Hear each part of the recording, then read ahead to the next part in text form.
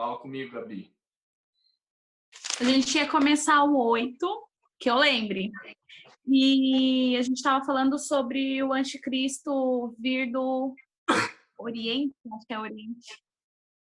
Do Oriente Médio, né? Vir do Império, do ressurgimento do Império Islâmico, né? Isso. O Muito anticristo bem. islâmico. Muito bem. Se eu não me engano, vai começar o 8 hoje, né? A gente vai começar o 8. É isso mesmo.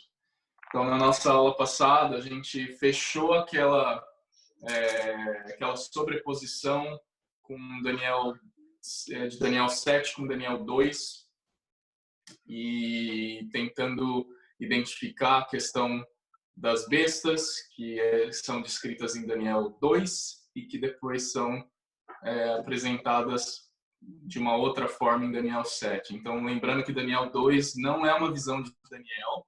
Daniel 2 é um sonho do rei Nabucodonosor, interpretado por Daniel, né? Revelado a Deus para Daniel e interpretado por ele. Já em Daniel 7 é uma visão de Daniel, e aí a gente sobrepõe Daniel 2 e Daniel 7 para interpretar essas bestas. A gente falou que existem algumas formas de interpretar essas bestas. A interpretação clássica seria comparando, fazendo uma sobreposição com Daniel 2 na interpretação clássica. As bestas seriam, então, o Império Babilônico, o Império Medo-Persa e depois o Império Romano. Isso é a interpretação clássica, interpretação da maioria, diria que a grande maioria interpreta dessa forma, até por uma herança de ensinos que vêm sendo trazidos na igreja. Só que a gente falou que quando a gente tenta encaixar o Império Romano como sendo a quarta besta, a gente vê que existem várias divergências com o que a palavra diz, de fato, né?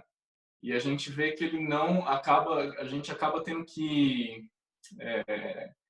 fazer muitas manobras com a palavra para poder encaixar o Império Romano como sendo essa quarta besta, e ainda mais para encaixar o Império Romano como sendo o império de onde vai surgir o anticristo no fim dos tempos, como um reavivamento do Império Romano. Então, a gente viu que teria que ser feito muito ajuste, muita manobra na palavra para que isso encaixasse.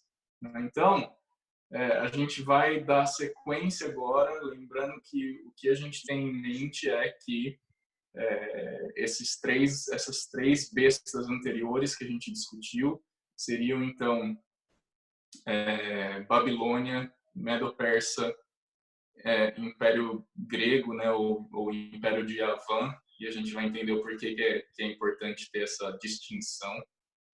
E depois a gente entende que, ao invés do Império Romano, a gente viu que se encaixa muito melhor no texto e no que vai acontecer no futuro, e com outros textos bíblicos, uma possível interpretação como um Império Islâmico, certo?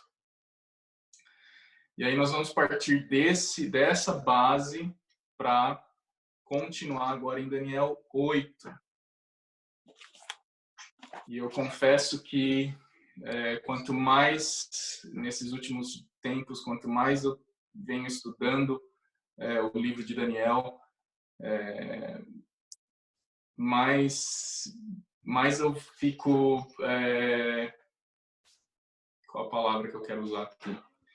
Mas mais o livro de Daniel é mostrado de uma maneira complexa e do quanto a gente precisa se colocar diante da palavra com uma posição humilde, para que a gente possa aprender com aquilo que o Senhor quer nos ensinar através de Daniel, e que a gente possa, com esse coração humilde, esse posicionamento humilde, ser ensinado pelo Espírito Santo para aquilo que vem, para aquilo que vai acontecer nos últimos dias e como a gente precisa estar preparado para esse último dia. Eu estou na escola da Bíblia. Aê, Larissa, na escola da Bíblia. Boa noite, Larissa, seja bem-vinda. Bom, Vamos orar para que a gente comece a conversar sobre Daniel 8 e que o Espírito Santo nos conduza nesse tempo, certo? Hoje a Stephanie não está aqui, então vai ter que ser eu mesmo orar. Senhor, eu quero te agradecer por esse tempo. Obrigado por essas pessoas que estão conectadas lá no Brasil. E obrigado, Senhor, pelo coração de cada uma delas, Senhor. E nós queremos nos colocar diante do Senhor e nos colocar diante da Tua palavra com um coração humilde e ensinável, Senhor. Nos livra do espírito de engano, nos livra da mentira, Senhor, e que a Tua palavra seja revelada a nós pelo Teu Espírito, que é a verdade, Senhor. Que a Tua palavra, que é a verdade, nos seja revelada pelo Teu Espírito, Senhor. Eu te peço sobre todas essas pessoas, cada um deles, e sobre mim também, Senhor, espírito de sabedoria e revelação, como dizem Efésios, Senhor. Espírito de sabedoria e revelação no pleno conhecimento do Senhor. Que a gente venha para as Escrituras não para aumentar o nosso conhecimento intelectual, mas para aumentar o nosso conhecimento do Senhor, nosso relacionamento com o Senhor, em cada momento, Senhor. Te peço isso no nome de Jesus. Amém. Amém. Bom, vamos lá, Daniel 8, então. E eu confesso para vocês que hoje eu estou com uma Bíblia diferente aqui na minha frente. Eu vou até mostrar para vocês. Estou com uma Bíblia católica aqui. E por que eu estou com essa Bíblia católica? A Bíblia católica tem alguns livros que não estão na Bíblia evangélica. Alguém sabe me dizer o porquê disso? Alguém sabe o porquê? Existem algumas teorias aí e tal, né? Reforma, igreja, não. A grande questão da gente não entender que alguns livros que estão na Bíblia católica são parte das Escrituras, porque os únicos livros apócrifos que estão na Bíblia católica estão no Antigo Testamento. Não tem, o Novo Testamento ele é igualzinho, né? Só que no Antigo Testamento, a igreja protestante ou a igreja evangélica, vamos dizer assim, a gente segue exatamente a Bíblia hebraica, né? Então, a nossa base de Antigo Testamento, a nossa base de escrituras no Antigo Testamento é a Bíblia hebraica, tá? Então, existem alguns livros que estão na Bíblia católica que são livros históricos e são livros extremamente importantes. E eu estou começando a ler alguns deles para entender. E um desses livros que a gente não tem na nossa... Eu ia dizer que um grande erro da igreja evangélica é simplesmente menosprezar esses livros que estão na Bíblia católica. E por quê? Porque são livros históricos. E em função desses livros serem históricos e terem um princípio histórico, ele não quer dizer necessariamente que é palavra inspirada ou escritura inspirada por Deus, mas são livros históricos e que são importantes para contextualizar muita coisa. Então, um desses livros, por exemplo, é o livro de Macabeus.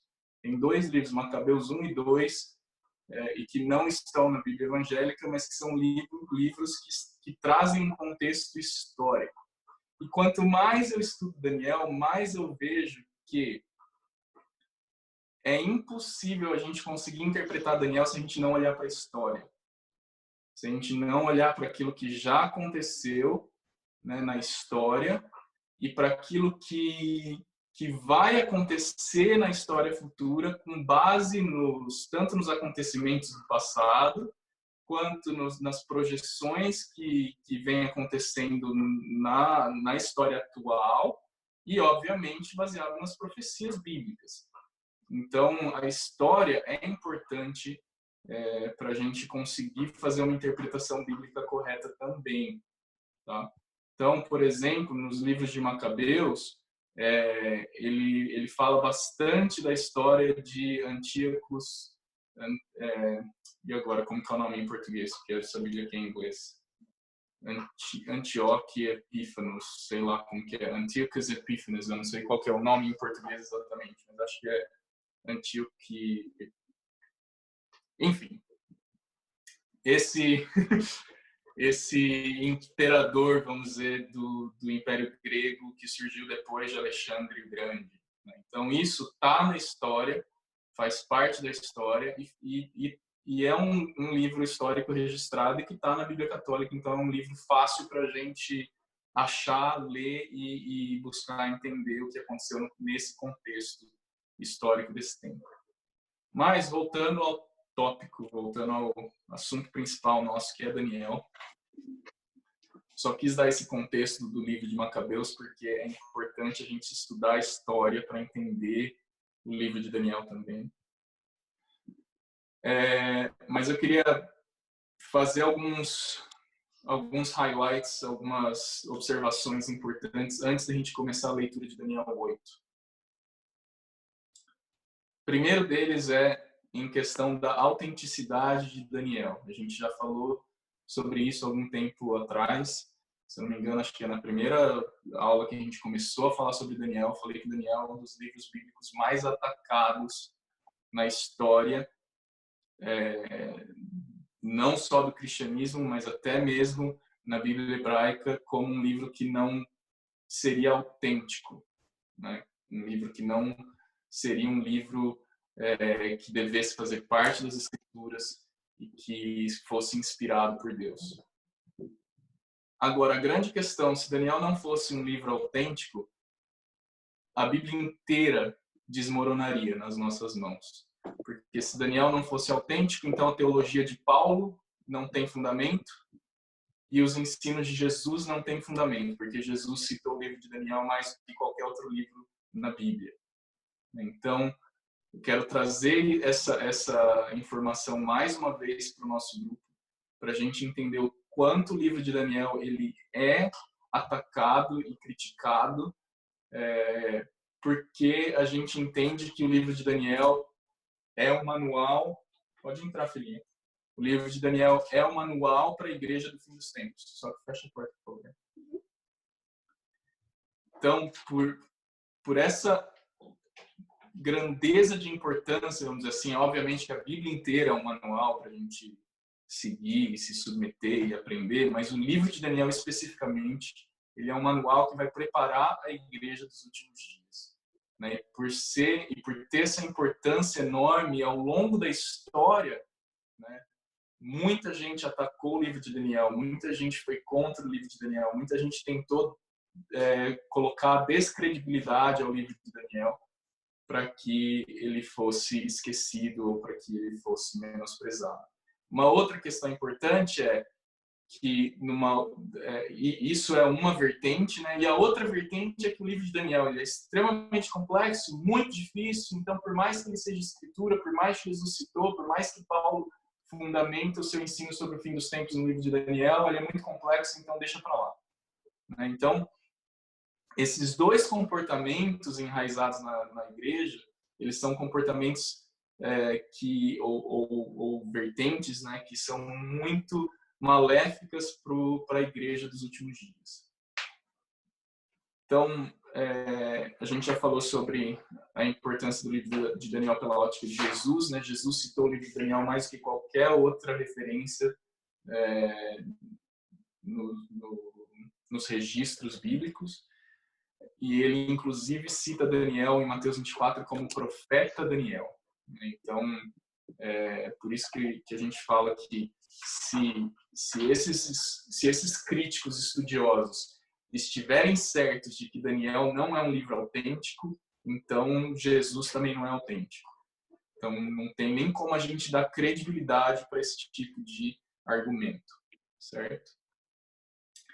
E aí a gente falou também no comecinho do nosso estudo sobre Daniel que os primeiros capítulos de Daniel, principalmente do 1 ao 6, são capítulos mais históricos sobre Daniel, contam a vida de Daniel e contam como Daniel, em meio a um momento de perseguição dos judeus, em meio a um momento de perseguição pelo Império Babilônico e opressão do Império Babilônico, Daniel, com sabedoria, ele foi ali justo naquele tempo, usado por Deus naquele tempo, protegido pelo Senhor naquele tempo, né? A gente vê a história de Daniel na Cova dos Leões, por exemplo. Então a gente vê o quanto Daniel se assemelha à figura da igreja dos últimos dias, né? Então a gente crê que aquela mesma sabedoria, entendimento que o Senhor dispensou sobre a vida de Daniel, né, derramou sobre a vida de Daniel, ele vai derramar sobre a igreja dos últimos dias. E a gente vai, com sabedoria, liderar as pessoas. A gente vai, com sabedoria, preparar o caminho do Senhor e saber o que vai estar acontecendo. Então, em Daniel 12, quando fala que o entendimento vai aumentar, não é o entendimento tecnológico, a inteligência artificial, mas é o entendimento do próprio livro de Daniel, sabedoria na palavra, compreensão daquilo que o Senhor está fazendo naquele tempo.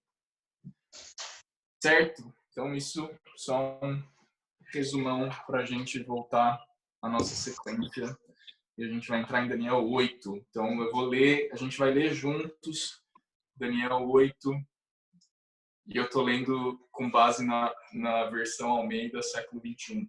Se você quiser acompanhar, tem disponível na internet. Se não, só para você saber aí qual é a versão que a gente está usando para essa leitura.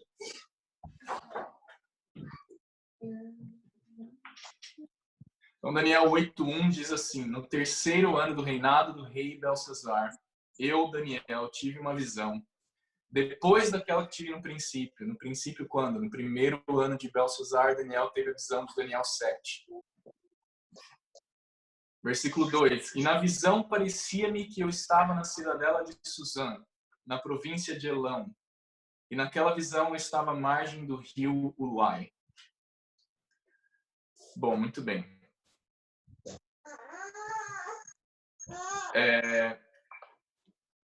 Para vocês terem uma ideia, Daniel estava na Babilônia, a gente sabe disso porque na visão ele estava em Suzã, mas depois ele fala que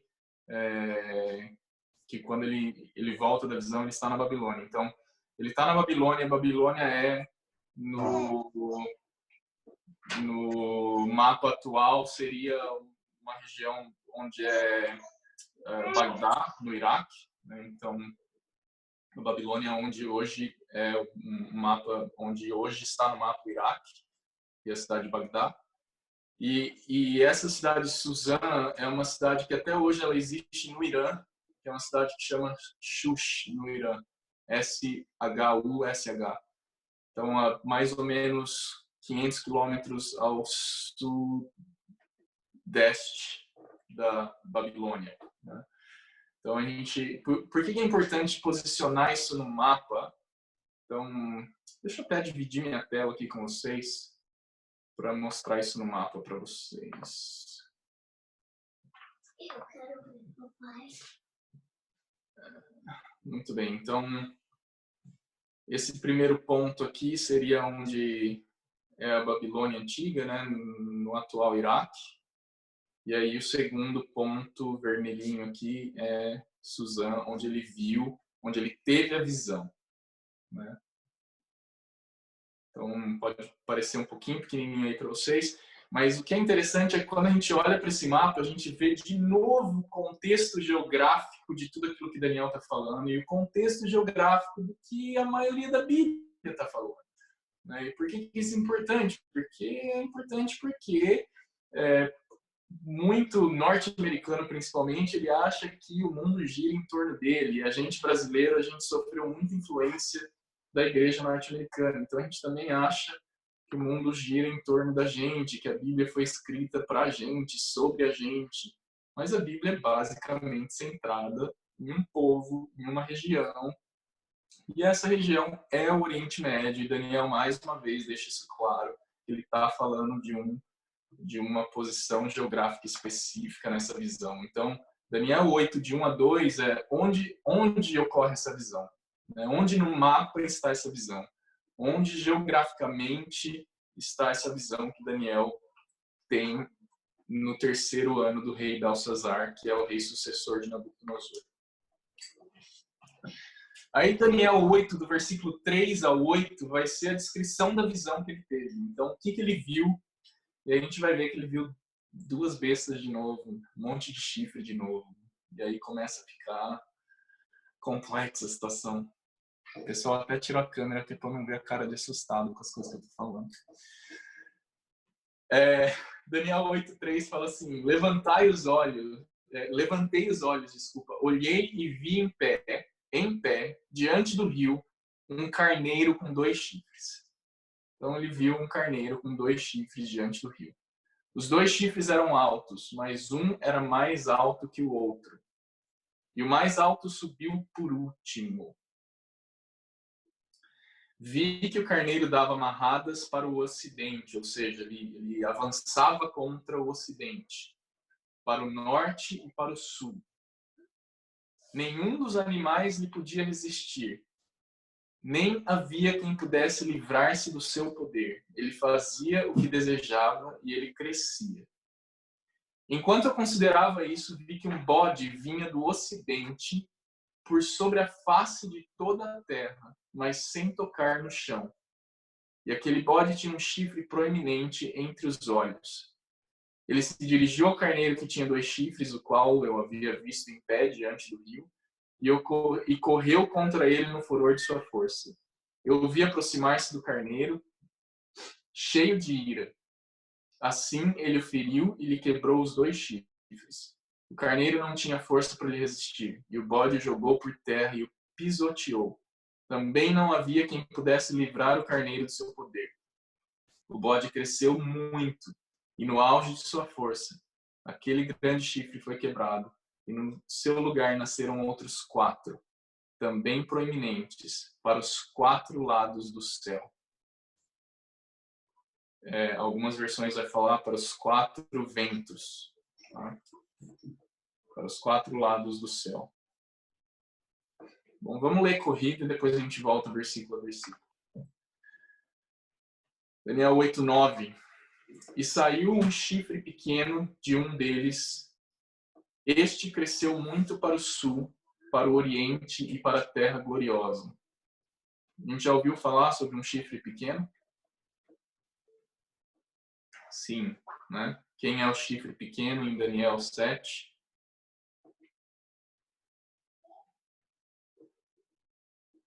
A Gabi quer falar alguma coisa lá. Quem é, Gabi, o chifre pequeno? Não lembro. Alguém escreveu, Débora. Muito bem, Débora, o anticristo. Olá, Gabi. Falei para você que a Débora entrou para competir aí com você. Para equilibrar as coisas. Muito bem, Débora. A gente viu em Daniel 7 que o pequeno chifre é o anticristo, a figura do anticristo.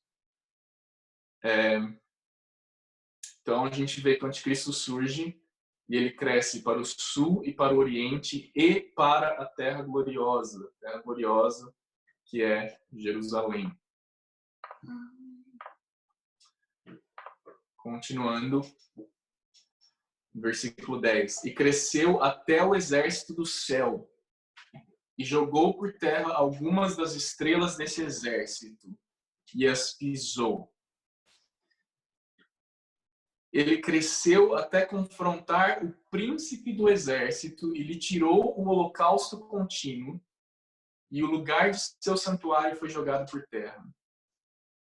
O exército lhe foi entregue juntamente com o holocausto contínuo por causa da transgressão. Lançou a verdade por terra, fez o que era do seu agrado e prosperou.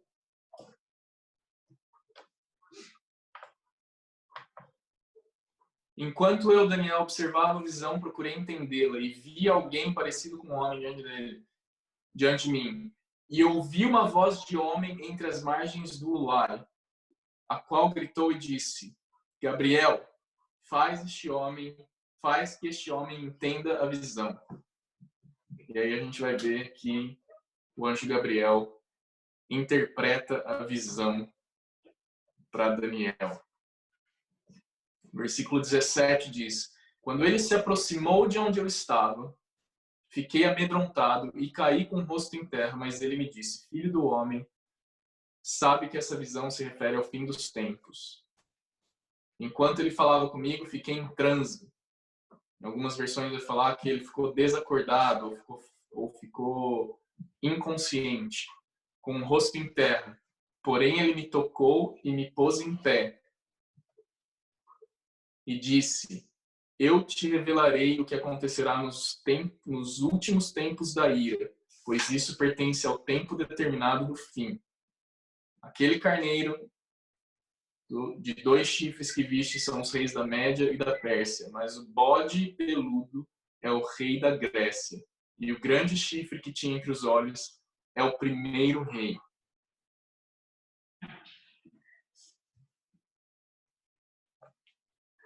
Versículo 23. Mas no fim do reinado deles, quando os transgressores tiverem chegado ao extremo, um rei de aparência feroz e que discerne enigmas se levantará. Ele terá grande poder, mas não de si mesmo. Destruirá terrivelmente, prosperará, fará o que desejar e destruirá os poderosos e o povo santo. Fará o engano prosperar sob sua mão com sutileza. Se engrandecerá e destruirá muitos que vivem em segurança. Se levantará contra o príncipe dos príncipes, mas será quebrado sem intervenção de mão humana. E a visão da tarde e da manhã que foi dita é verdadeira. Tu, porém, sela a visão, porque se refere a dias muito distantes. E eu, Daniel, desmaiei e fiquei doente alguns dias. Então me levantei e tratei dos negócios do rei. Fiquei perplexo acerca da visão, pois ninguém podia entendê-lo. Parece que eu pulei uma parte aí. Quem está acompanhando no texto percebeu que eu pulei uma parte, certo?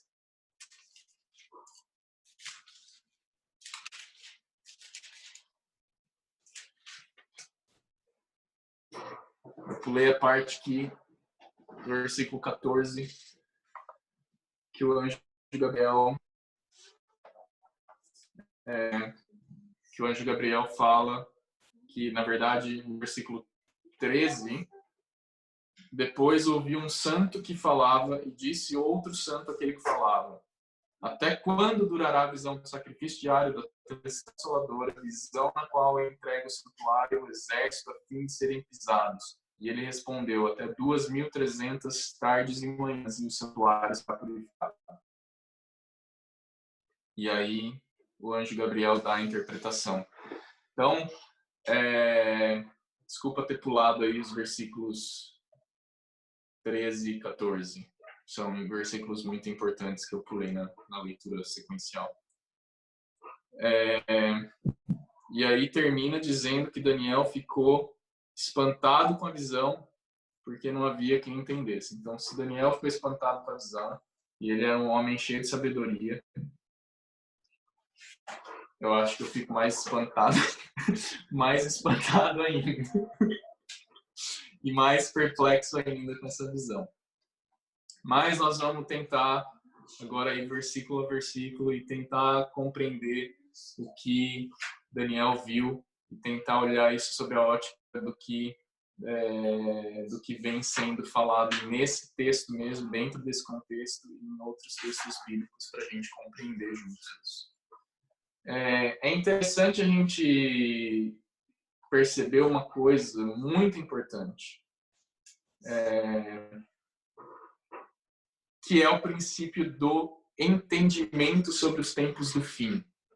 E por que isso é importante? Porque tem muita gente que fala, não, isso aí usa aquele versículo fora de contexto, né, que fala que não, ninguém sabe o dia, a hora, nem mesmo o filho, senão o pai. Então, mas, gente, lembra que quando a gente estudou a escatologia de Jesus em Mateus 24, que a gente leu Mateus 24, versículo por versículo, Jesus fala claramente que quem lê, entenda. Ele fala claramente, vai ler Daniel para você entender os tempos do fim. E quando ele fala isso, ele sabe que em Daniel 8, o anjo Gabriel, ele veio para dar interpretação para Daniel. Então, Jesus, ele está falando, viu, ninguém sabe o dia e a hora, não adianta você querer marcar o lugar que Jesus vai voltar e a data, mas vai ler Daniel, que quando você lê Daniel e as coisas começarem a acontecer, você vai saber. Ou seja, ninguém sabe até que a gente faça saber. Ninguém sabe até que alguns eventos aconteçam que falem, peraí, Daniel está dizendo que quando isso acontecer, no versículo 14, 2.300 tardes e manhãs e pronto, o santuário vai ser estabelecido. Então tem alguma coisa que quando essa coisa acontecer, a gente pode contar 2.300 tardes e manhãs, ou seja, Você põe lá no seu Siri, start counting down 2.300 dias, né? E aí a gente vai ver que mais para frente, Daniel 12 vai falar de 1.290 dias, 1.335 dias, Apocalipse 12 vai falar, 13 vai falar de 1.260 dias ou 42 meses. Então, esse período de 3 anos e meio, que é o período da grande tribulação e tudo mais. Enfim, é para saber ou não é para saber? Então, sou mais da opinião que sim, é para saber.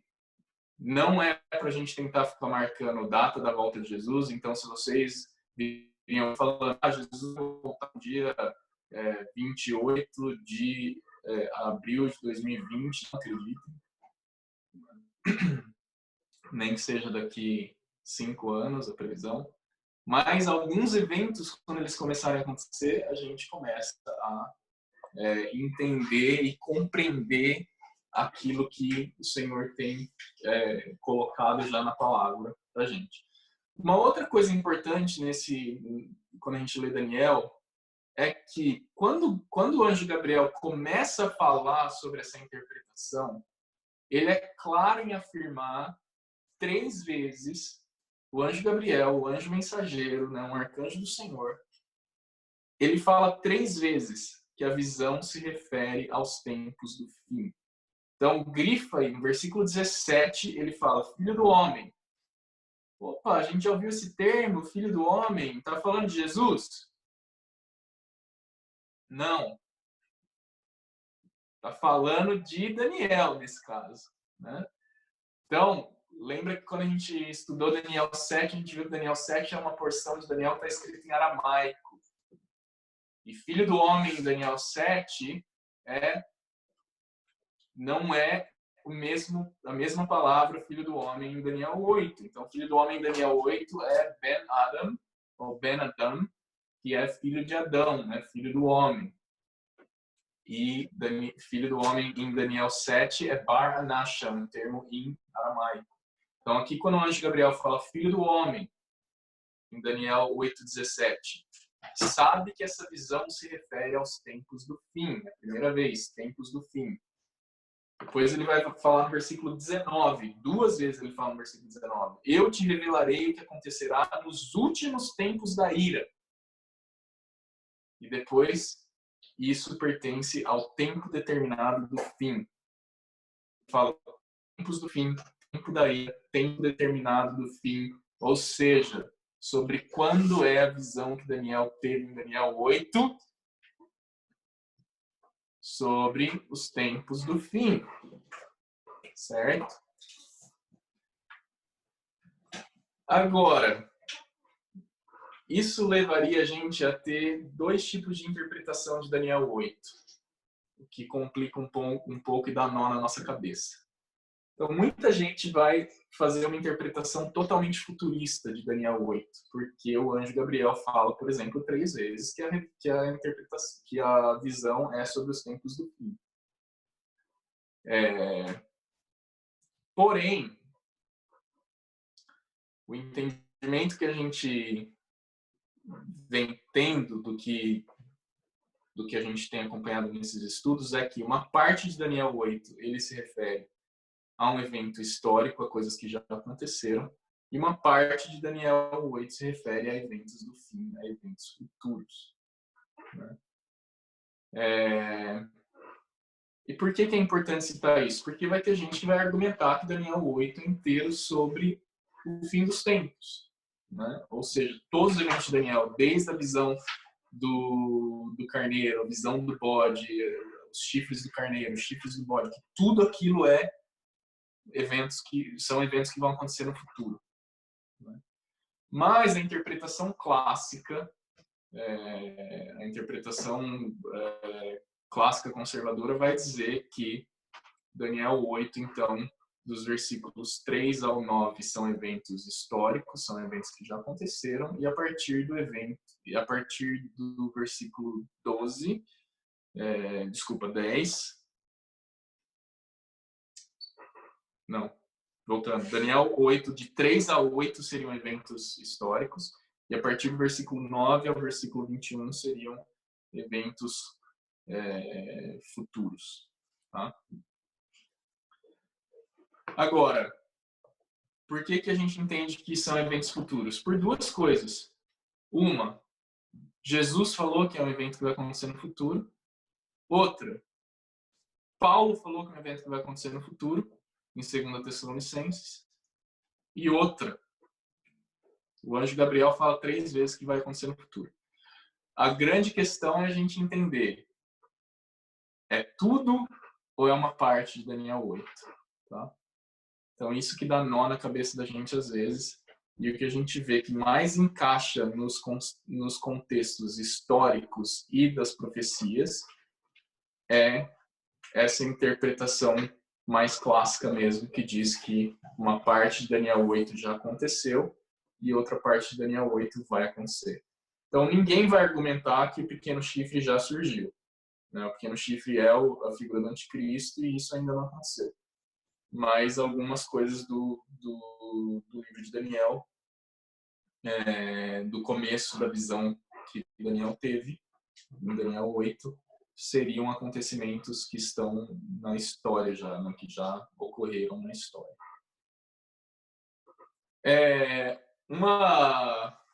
Um parênteses engraçado para eu compartilhar com vocês. Eu estava ouvindo um ensino sobre Daniel 8 do irmão que chama Joe Richardson. E ele é um cara que estuda muito sobre Daniel. Ele é autor do livro que eu recomendei para vocês lerem, Anticristo Islâmico e The Middle East Beast, né? A besta vem do Oriente Médio, alguma coisa assim, em português. E ele brincou assim quando ele leu nos versículos... cadê agora? Deixa eu achar para vocês.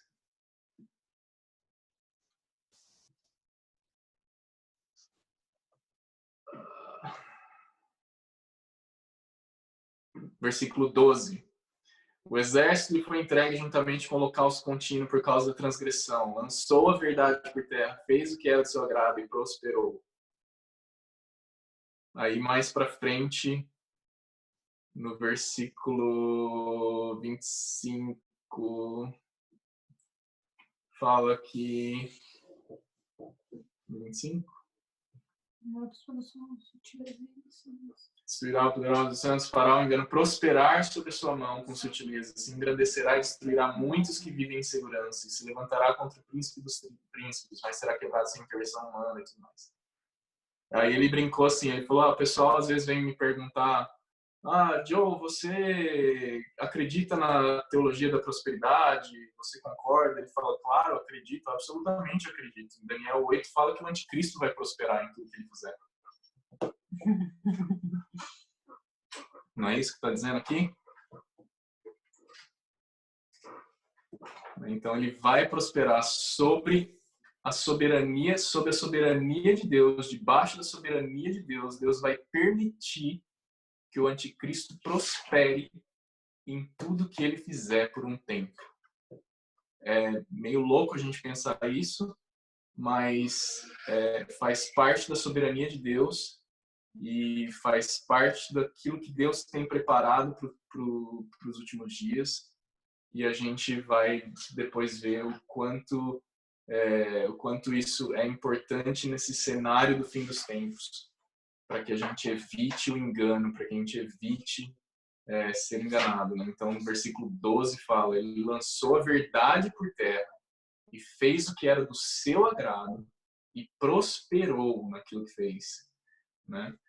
Daniel 7 fala que os santos vão ser entregues na mão dele e ele vai vencer os santos por um tempo. O Apocalipse fala a mesma coisa. Né?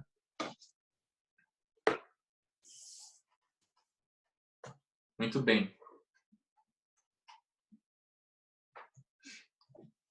Vamos voltar ao princípio de Daniel 8, então, e ler versículo por versículo para a gente tentar entendendo essas visões que Daniel teve.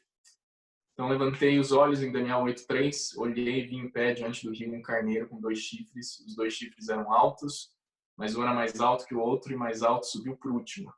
E que o carneiro dava amarradas para o ocidente, para o norte, para o sul. Nenhum dos animais lhe podia resistir, nem havia quem pudesse livrar-se do seu poder. Ele fazia o que desejava e crescia. Enquanto eu considerava essas coisas, vi um bode que vinha do ocidente por sobre a face de toda a terra. Então, primeiro ele vê um carneiro com 2 chifres. A gente vê depois que o anjo Gabriel vai dizer que esse carneiro ele representa o Império Medo-Persa. Esses 2 chifres, então, seria um governo Medo e um persa. E depois disso surge um bode, e esse bode é um animal cheio de superpoderes, porque ele vê que esse animal vem do ocidente sobre a face de toda a terra, sem tocar o chão. Ou seja, é um animal muito poderoso. A gente pode criar uma visão na nossa cabeça aí de um bode com um chifre e superpoderes, porque o negócio voa, né? Não toca o chão e cruza a face da terra. Então, o que tudo isso quer dizer? Vamos entender. Ele se dirigiu ao carneiro que tinha 2 chifres, o qual eu havia visto em pé diante do rio, e correu contra ele no furor de sua força. E o vi aproximar-se do carneiro, cheio de ira. Assim ele o feriu e lhe quebrou os 2 chifres. Então ele encerra o pé daquela besta, e o carneiro não tinha força para resistir. O bode jogou por terra e pisoteou. Também não havia quem pudesse livrar o carneiro do seu poder. O bode cresceu muito e no auge da sua força, aquele grande chifre foi quebrado. Então, o que a interpretação clássica entende aqui? Que o Império Medo-Persa, então, ele foi destituído pelo Império de Yavan, pelo Império Grego, que a Bíblia vai chamar que a Bíblia vai traduzir aqui para a gente como grego, mas se vocês forem olhar no original é Yavan. E por que é importante a gente entender que não é Grécia, mas é Yavan? Porque Yavan é uma região, não é onde a Grécia hoje, mas é uma região que pega principalmente o norte, basicamente a Turquia inteira, tá? Então esse reino que surge destitui o Império Medo-Persa, e aí ele tem um grande chifre, e aí a interpretação que vai ter que esse chifre é Alexandre o Grande e o Império Grego, tá? Então no livro de Macabeus ele começa dizendo: aconteceu que depois de Alexandre da Macedônia, filho de Filipe, que reinou na Grécia. Então, por isso que eu falei para vocês que é importante a gente ler história e aprender o que aconteceu. E a Bíblia Católica pode nos ajudar nisso. Tá? Livro de Macabeus. Então, eu não li ainda, mas está aqui aberto para começar a ler e começar a entender como eles registraram a história de... Porque a gente tem muito claro na Bíblia a história do Império Babilônico e do Império Medo-Persa, mas a gente não sabe muita coisa do que aconteceu no Império Grego, né, ou no Império de Yavan. E aí esse livro pode ajudar, e outros livros históricos podem ajudar também a gente entender isso. Então dizem que esse grande chifre seria Alexandre o Grande.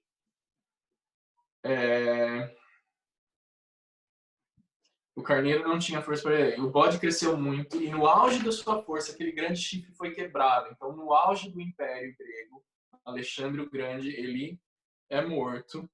E no seu lugar nascem outros 4, também proeminentes, para os 4 lados do céu.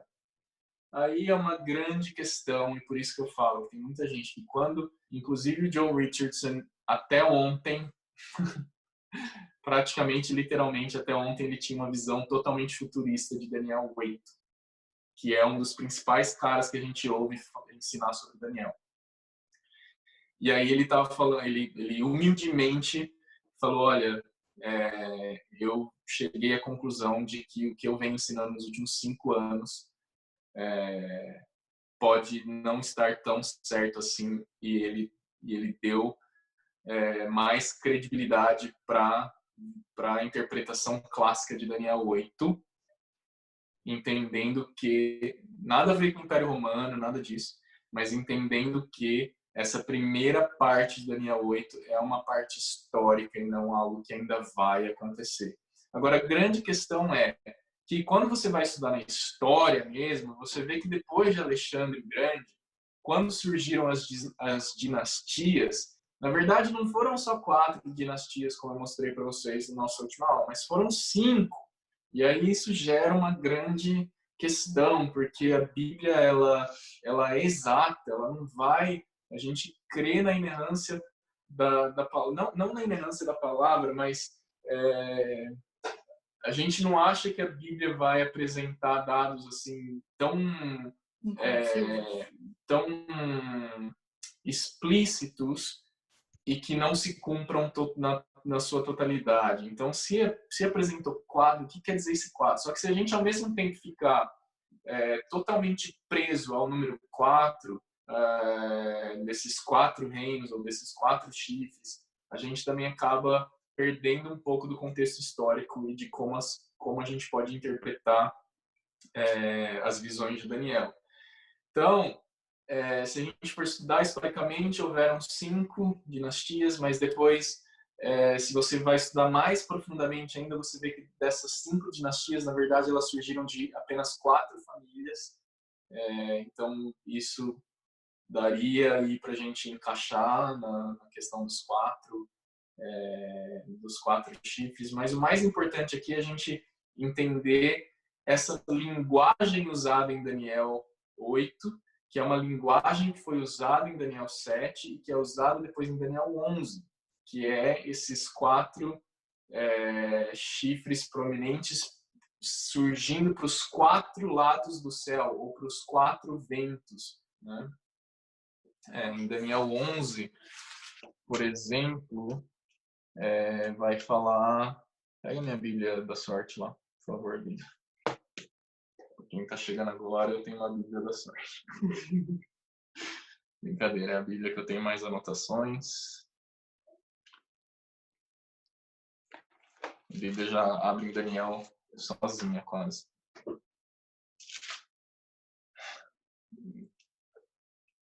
Mas aqui em Daniel 8... Desculpa, Daniel 11...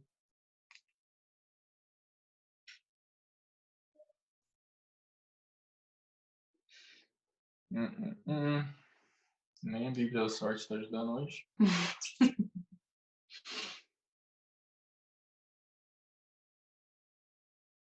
Daniel 11, depois se vocês quiserem procurar por vocês mesmos, vocês vão achar essa mesma linguagem dos 4 reinos surgindo para os 4 ventos do céu, né? ou para os 4 lados do céu. Tá? Então, se você puder dar uma bugada aí, só para eu falar o versículo para eles, que eu não estou achando aqui. Preciso pegar meu celular, então, para hoje.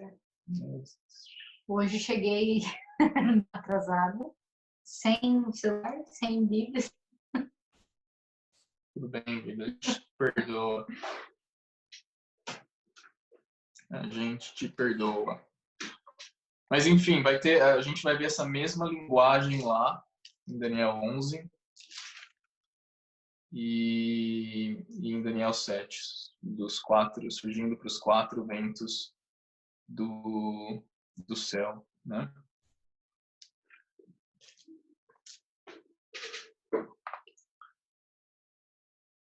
Então, a gente pode entender que esses animais que Daniel viu entre os versículos 3 e 8 são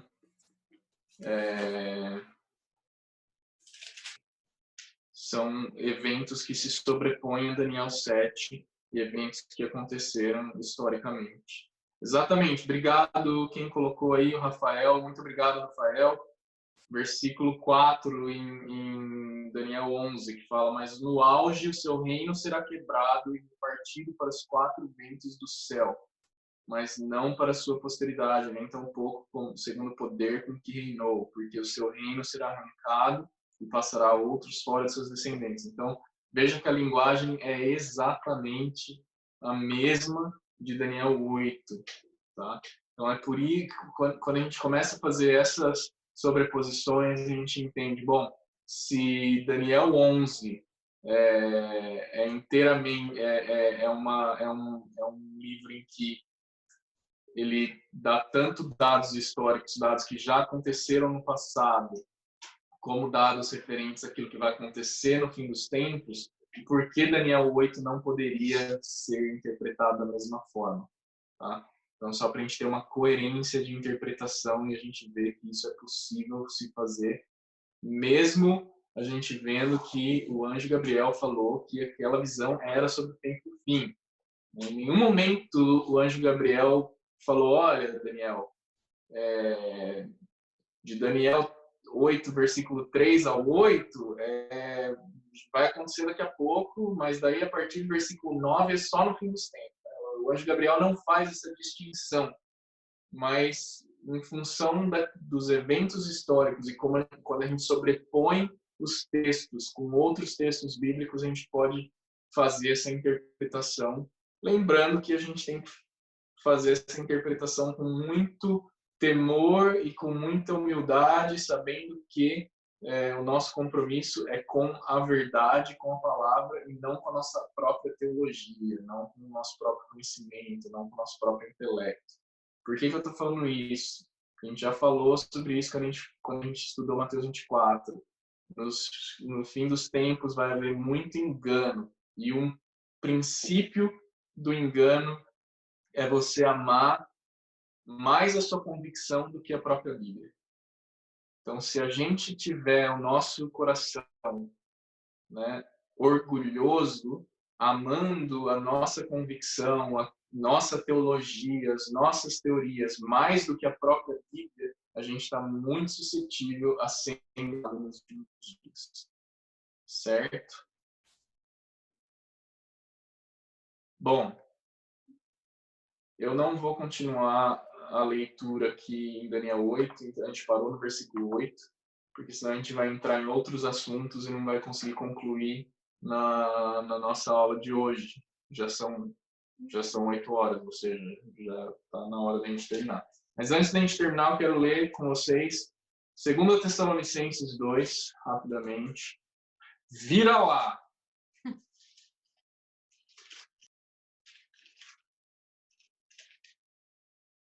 Para os crentes que não estão acostumados com a Bíblia, tem Filipenses, Colossenses, Tessalonicenses.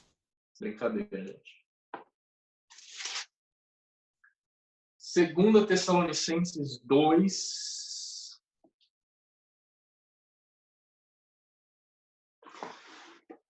Lembra que eu falei que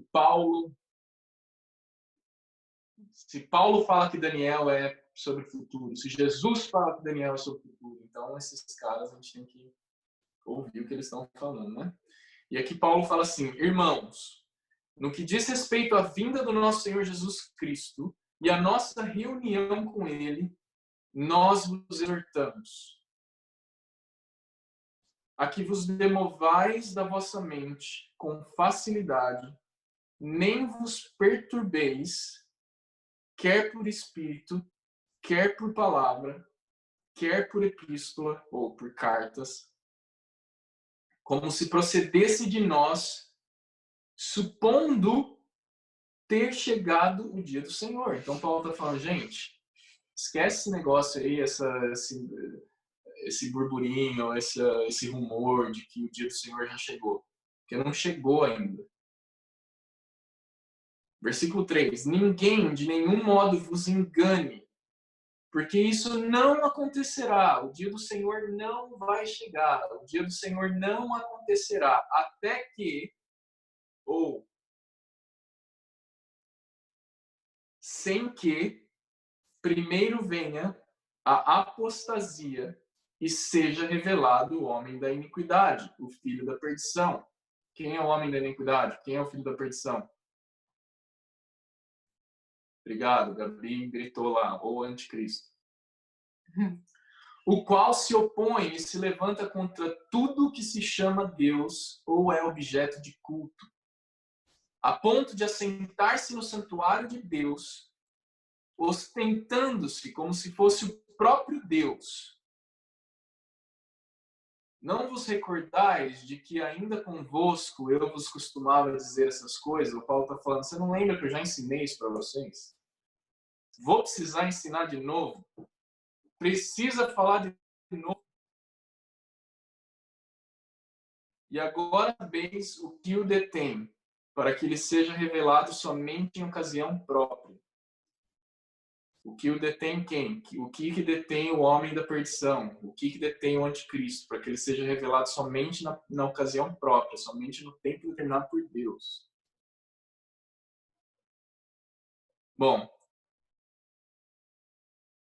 vou parar por aqui, vou ler só o versículo 10. E com todo engano de injustiça aos que perecem, porque não acolheram o amor da verdade para serem salvos. Ou seja, quem vai ser enganado? Quem não amou a verdade para ser salvo. O que é a verdade? A palavra de Deus é verdade.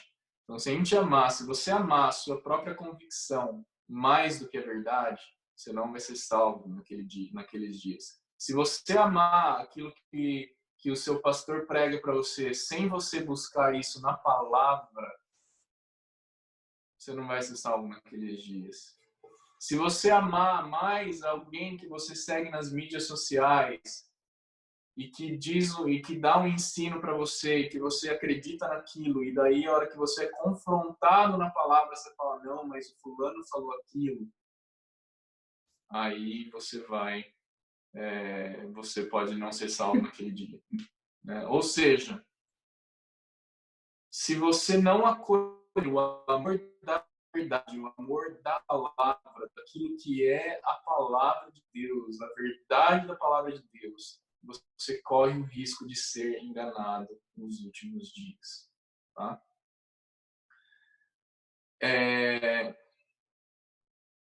E voltando aqui, por que eu quis ler essa parte com vocês de 2 Tessalonicenses? Porque tem muita gente que vai falar que Antiochus, como que é esse nome em português, Vitor, desse cara aqui, ó? Antiochus. Vamos pesquisar. Eu não sei falar esse nome em português. Nem em inglês eu sei falar o nome dele. Antiochus alguma coisa aí. Vamos falar que esse cara, ele era o pequeno chifre, porque ele fez coisas horríveis no templo, no santuário. E se vocês lerem o livro de Macabeu, vocês vão ver mesmo. Esse cara colocou um ídolo de Baal no templo do Senhor. Esse cara fez coisas horríveis, né? Ele difamou o templo de fato, ele perseguiu, ele foi de fato uma perseguição violenta contra o povo de Deus no tempo dele. Mas isso foi antes de Jesus. Foi antes mesmo de Jesus. Né? Então, quando Jesus fala que Daniel é sobre os tempos do fim, quando Paulo fala que Daniel é sobre os tempos do fim, esse cara que surgiu depois de Alexandre o Grande, ele já tinha acontecido. Né? Ele já era um evento histórico. Tá? Então, se alguém ensinar para vocês, Daniel é um livro totalmente histórico, esses já aconteceram, todos já foram. Tá, né? Antíocos, Epi alguma coisa. Esse aqui é o nome completo? Antíocos, mas ele é da dinastia de Cilícitos. São esses nomes gregos aí, bonitos de se falar. Alguém fala grego aí? Antíocos o quê aqui? Antíocos, mas aí você pode não. Não, então ele tudo em inglês. Então, só para jogar isso para vocês como uma questão importante a ser considerada, de que, sim, esse cara fez coisas muito parecidas com aquilo que o anticristo vai fazer, mas ele é mais um protótipo do que vai ser o anticristo é, do que de fato ele tivesse sido, né? O anticristo está claro nos ensinos de Jesus, está claro nos ensinos de Paulo, está claro no livro de Apocalipse, que são eventos pertinentes aos tempos do fim.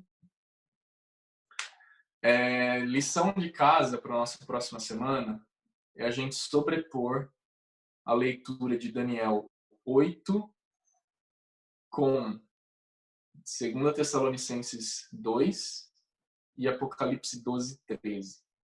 Então, um exercício que eu quero que vocês façam para a gente poder discutir na aula que vem é ler esses 3 textos sobrepondo esses textos, né? Então, como que eu normalmente faço, só para vocês saberem? Eu abro 3 Bíblias aqui e vou lendo basicamente junto, né? Então, se você não tem 3 Bíblias na sua casa, você pode abrir uma no computador, uma no celular e uma na mão de verdade. E aí você faz essa sobreposição de texto. Tá? Por que eu gosto de fazer isso? Porque se você lê em um livro só, uma sequência só, às vezes você lê uma coisa e daí você está lendo a outra, você fala, eu acho que eu já vi isso, mas daí você tem que voltar lá. Se está tudo meio aberto ali, você sabe mais ou menos onde que está o negócio que você acabou de ler. Então fica essa sugestão para vocês. Dúvidas, perguntas antes da gente encerrar o nosso estudo de hoje? Você viu que meu primo está aqui? Você falou? Eu vi. Não falei que eu cheguei atrasada, não tem direito de falar nada quando você chega atrasada. Oi, Gu, tudo bem? Vamos lá, alguma pergunta? A Débora às vezes tem pergunta, a Gabi sempre tem. Vamos lá, gente. Sério mesmo? Ó, falando sério, se vocês não tiverem nenhuma pergunta sobre Daniel 8,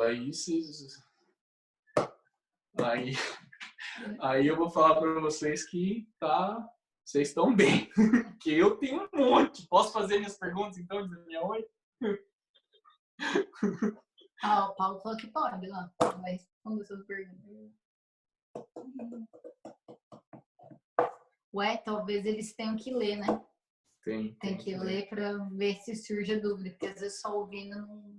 Certamente. Então, se ninguém vai fazer pergunta, a Stephanie vai falar uma coisa importante sobre isso.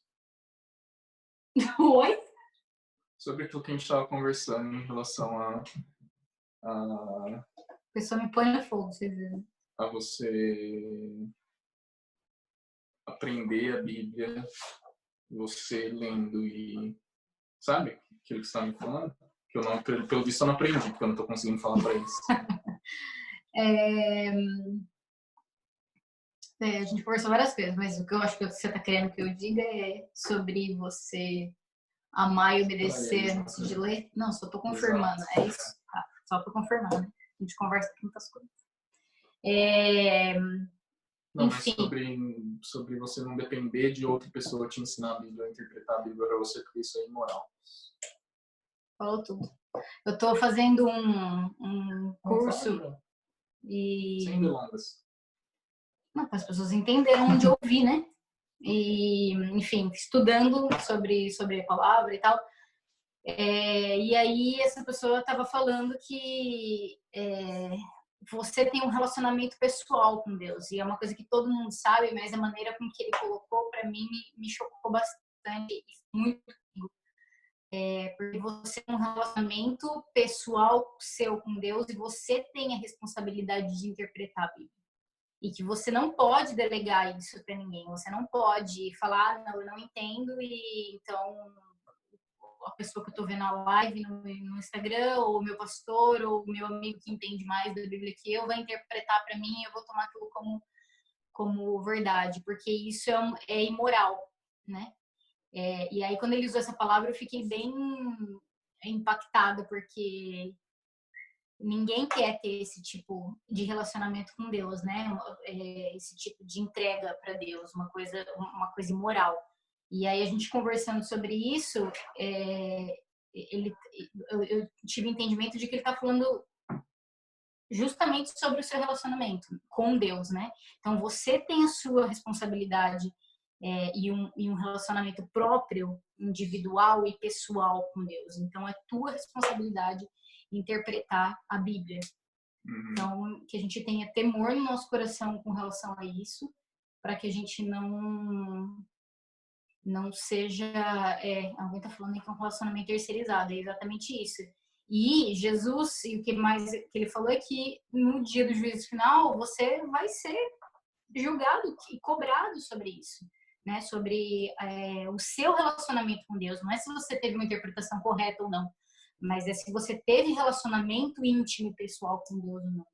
Então, falou muito comigo a respeito disso, porque hoje em dia a gente ouve tantas coisas, né? Ainda mais agora nessa era de internet, e a gente acaba não entendi muito bem isso aqui, então vou tomar por garantido que ele entendeu e eu confio nessa pessoa. Então, que a gente possa ter temor no nosso coração mesmo, no nosso relacionamento com Deus. Por que eu pedi para a Stephanie falar isso? Porque quando se trata do livro de Daniel, isso é uma coisa que acontece muito, essa terceirização, porque de fato é um livro complexo, é difícil de entender e de interpretar essas profecias, mas a gente então delega isso para outras pessoas e a gente é convencido por aquilo que outras pessoas nos dizem. Então o que eu estou falando para vocês é, não acreditem em nada do que eu estou falando para vocês. É basicamente isso. Pega você o livro de Daniel, abre o livro de Daniel, ora a respeito daquilo que você vai ler e pede que o Espírito Santo te ajude a entender. É óbvio que o Senhor usa os dons das pessoas na igreja e isso faz parte dos propósitos do Senhor para que a igreja seja edificada. E uma pessoa vai ter um pedaço da interpretação, a outra vai ter outro pedaço da interpretação, você vai juntar aquilo. Mas você não pode ser convencido pelo que sai da minha boca. Você tem que ser convencido pelo que está na palavra. Então, se você só está ouvindo o que eu estou falando, sem buscar na palavra, então é isso que a Stephanie falou que é considerado imoral.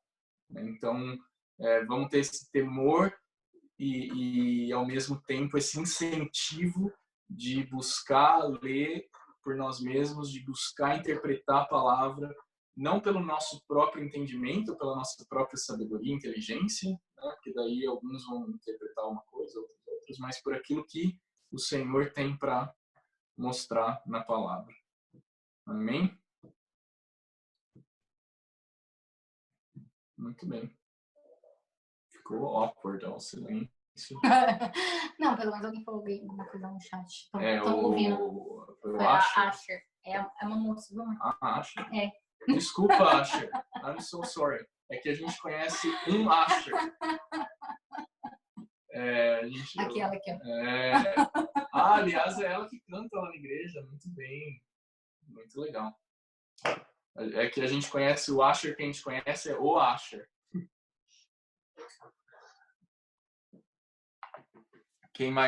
Alguém mais quer falar alguma coisa? Paulo ia dar o lembrete lá do John Arnold and Carol Arnold talking about why Jesus.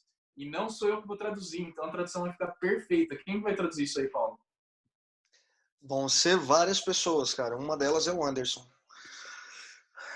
Escuta, o que vocês estavam falando agora no final a respeito dessa parte de despertar as pessoas, o desejo de elas irem buscar. Eu vejo que é um problema, na verdade, geral isso, né? Foi inserido na cabeça das pessoas que, na verdade, elas ouvem aquilo que somente é pregado e elas tomam aquilo como uma base realmente de vida. E cada um tem o seu, não o seu nível de interpretação, porque eu não acredito pessoalmente, eu não acredito que a Bíblia ela foi feita para ser interpretada. A Bíblia ela foi feita para ser entendida. Eu acho que se Deus ele quisesse livros de interpretações, a gente teria uma enciclopédia gigantesca para que cada um pudesse ser levado aos seus entendimentos. Mas, obviamente, que esse rema do Senhor, ele vai se renovando na vida de cada um e ele vai trazendo uma direção de construção, principalmente para a questão do caráter e para a questão da sociedade na qual está sendo vivido o tempo. Porque, obviamente, se nós formos aplicar determinadas coisas no século passado, a gente não usaria dessa forma, ou talvez até mesmo no século futuro a gente não usaria da mesma forma. Então, há essa renovação por cada um. Mas há um fato de que sempre foi ensinado pela própria igreja, isso tanto a evangélica quanto a católica, enfim, de que as pessoas elas sigam o mestre, né? Sigam aquele que está falando. E o pastor, o padre, enfim, ele é um condutor de responsabilidade na vida de cada um ali a nível de uma informação ou de um cuidado, enfim. Mas o despertar para essa questão sempre foi individual e a salvação, ela sempre continua sendo individual. Então, quando a gente vê hoje a situação na qual nós estamos vivendo, hoje pela tarde nós tivemos uma reunião de pastores e eu estava conversando exatamente sobre isso. A gente vê o quanto a igreja ela está ainda, né, despreparada, porque se a gente entende o que a Bíblia ela já nos garante, se nós fôssemos tirar toda essa parte, até da questão dos finais dos tempos e trazer a realidade da graça, a realidade da salvação redentora, a gente já lançaria fora qualquer tipo de medo, qualquer tipo de dúvida, qualquer tipo de problema na qual as pessoas até hoje com essa questão da pandemia estão vivendo. Então ainda falta muito para eles poderem ter vivência naquilo. E aí é onde a Bíblia mesmo fala, a fé vem pelo ouvir, o ouvir vem pela palavra. E o conhecimento da palavra, ela traz o fundamento, o alicerce para aquilo que a gente acredita como fé. Senão, a maior parte hoje das pessoas, elas vivem como agnósticos, elas não vivem como cristãos verdadeiros. Eles só acreditam que Deus está ali e que pode acontecer alguma coisa, mas eles não conhecem verdadeiramente o relacional, a palavra, o relacional, a palavra do relacional, não despertou isso ainda em cada um.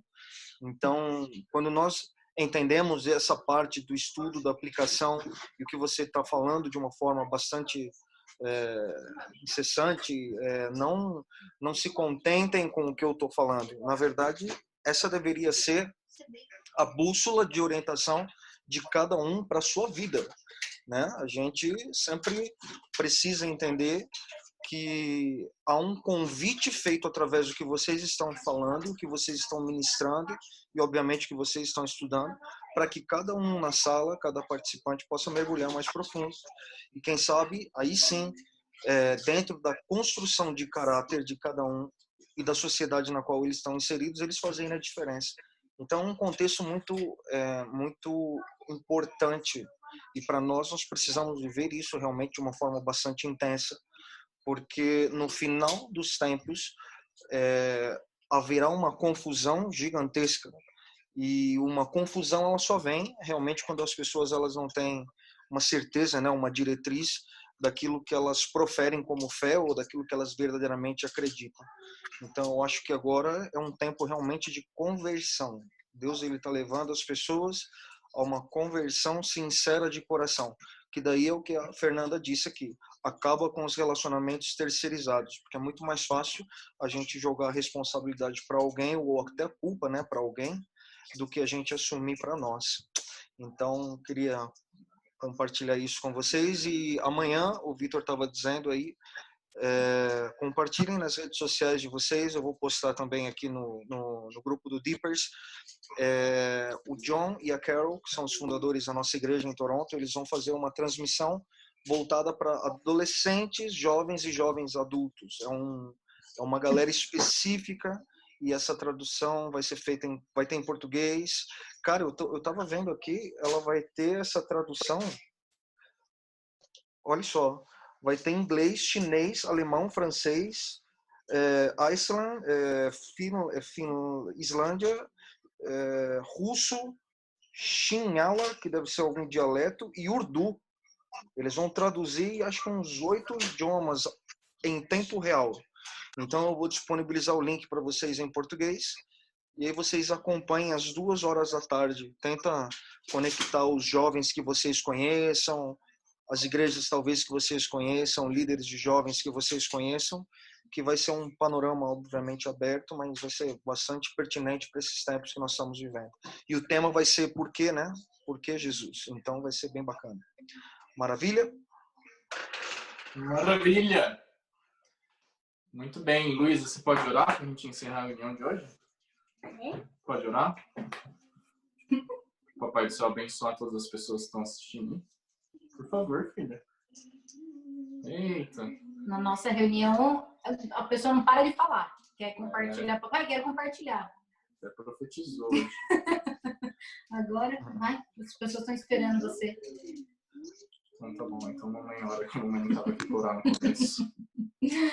Ai, mamãe. Pai, eu quero te agradecer por esse momento. Mais uma vez, agradecer pela tua graça e tua misericórdia que estão sobre nós. E agradecer por esse tempo em comunhão, mesmo online, agradecer por essa ferramenta, agradecer pela vida de cada um, Senhor, que está aqui reunido nessa noite, com um coração desejoso de aprender mais do Senhor e de se aprofundar em relacionamento contigo, Senhor.